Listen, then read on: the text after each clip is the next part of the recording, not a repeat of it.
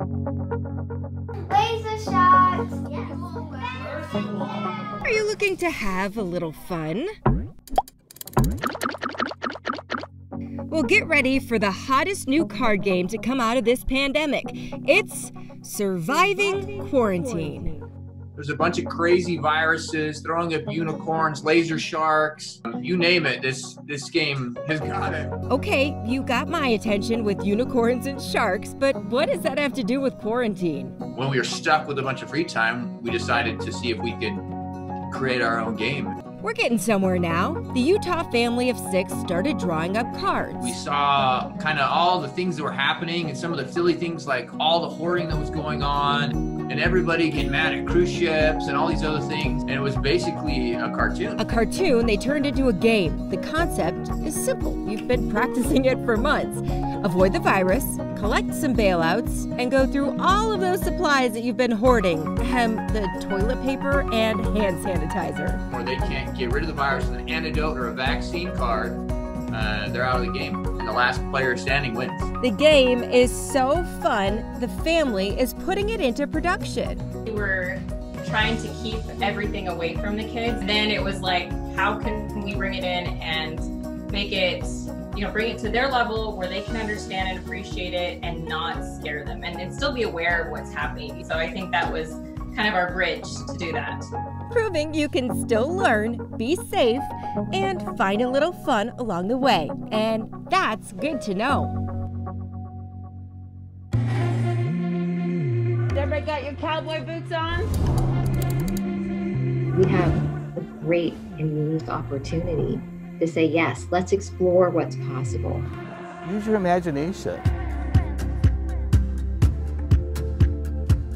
Art brings a certain sense of life to a community that everybody needs. And these people go, that is the best thing ever. And I'm like, you have no idea what an impact.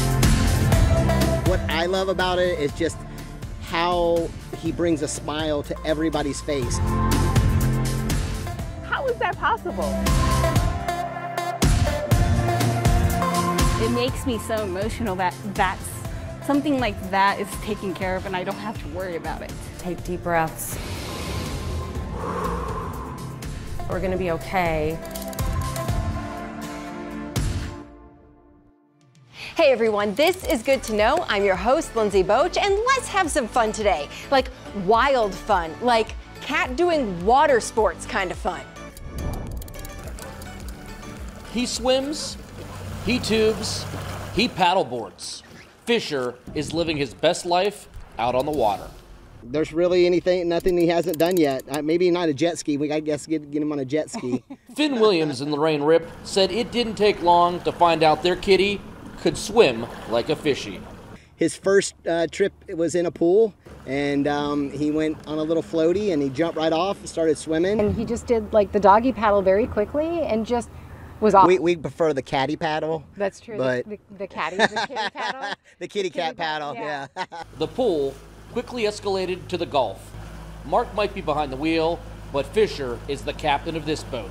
He sits on the helm, and we're going like 40 miles an hour, and he just sits up on the front, and he's looking into the wind, his hair's blowing. The 1.5-year-old Maine Coon got so much attention, Mark and Lorraine began sharing pictures with various outdoor companies.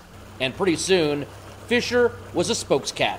Power Pole, Airhead Watersports, Fido Pet Products. They do a line of life preservers. He's got over 13,000 followers on Facebook and Instagram now. These proud owners say the best part isn't the fame, it's the reaction. What I love about it is just how he brings a smile to everybody's face. And they are hoping more cat owners think outside the litter box. I think that people realize like cats are more adventurous than they thought, and that they don't want to just hang at home and be judgmental. Like they can be judgy anywhere. Now for a little horsing around in Utah. Hello. A little outside time is a welcome relief right now. Because we're all going nuts. These seniors take a seat to hang out. Dang if I can't fit in there. They haven't been able to have too many guests during COVID-19. If you get around people that can't hug each other and go to the dining room and have a cup of coffee with a friend, that isn't good. No, not good.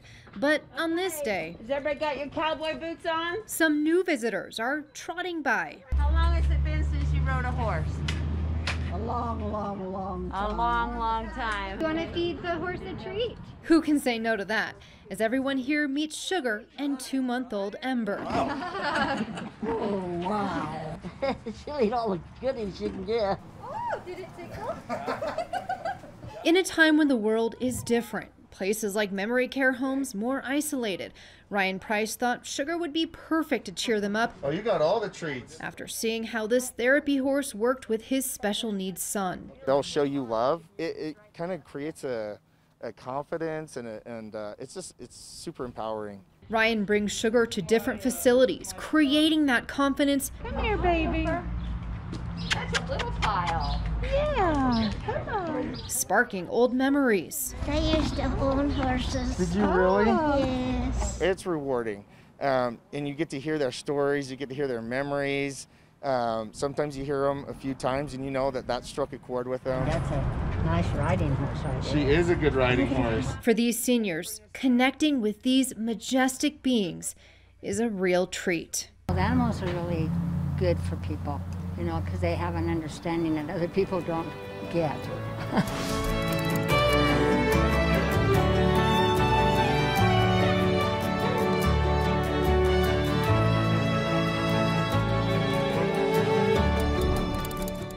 There are many faces in the crowd at Tropicana Field, from young fans to old ones. I've heard that some people have their dogs. There's cutouts of dogs and stuff.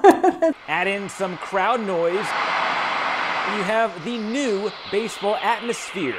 Section 117 is where you'll find Sharon Green's group of 9 cutouts. We've been season ticket holders, never missed the first opening day until I changed jobs in 2011 and had to work. So it's like, oh, broke my heart. When the Rays offered up the cutouts, for Sharon, it was a no-brainer. Oh yeah, we're doing that. So then I thought, you know what? I should get John there. This is actually the picture we took and photoshopped it for his cutout. Sharon's late husband fought cancer for 3 years before passing away in 2006. The year before he died, he and I went to every game because he just wanted, you know, we didn't admit we knew, but we knew that it was probably the last season. John was a die-hard baseball fan, a Yankees fan at that, but when he got season tickets here at the Trop, that all changed. He converted, and he tried to convert everybody he talked to, because, you know, if you were rooting for the Yankees or the Red Sox, he's like, no, do you live here? Okay, you live here, you root for the Rays. Now he'll root for the Rays from the best seat in the house. I think he's watching anyway, you know, from up above.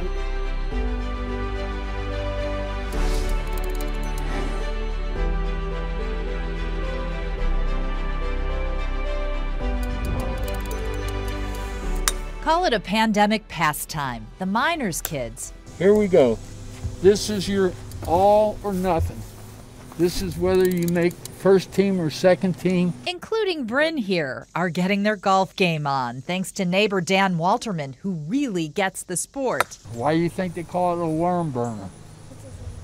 Because it went on the ground, and any little worm there is going to get killed, so it's a worm burner. He used to coach high schoolers. Now he's willing to share his years of knowledge and know-how. Slow your backswing down a little bit. Right from his backyard. And he isn't charging a dime.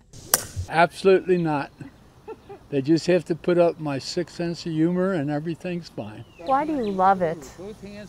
I just love working with kids. The lessons were born in a socially distanced gathering in this West Price Hill neighborhood, proving that homes don't make a neighborhood, hearts do. Hearts open to teaching and learning. That gathering I mentioned, 11-year-old Holden brought his clubs to it. His dad was there too. He had heard about Dan. I kind of caught wind that he knew a little bit about golf, and we just moved into the neighborhood. And we heard he owned a meat place. We thought we could get some good meat, so I befriended his kids, and we started lessons. Joking aside, sharing the love of the game isn't something any of them take for granted. Why is that a kind thing for him to do? Because he's giving up his time to help us. I enjoy coming over here, and I think he enjoys us coming over here all the time. Yeah? Are you guys friends?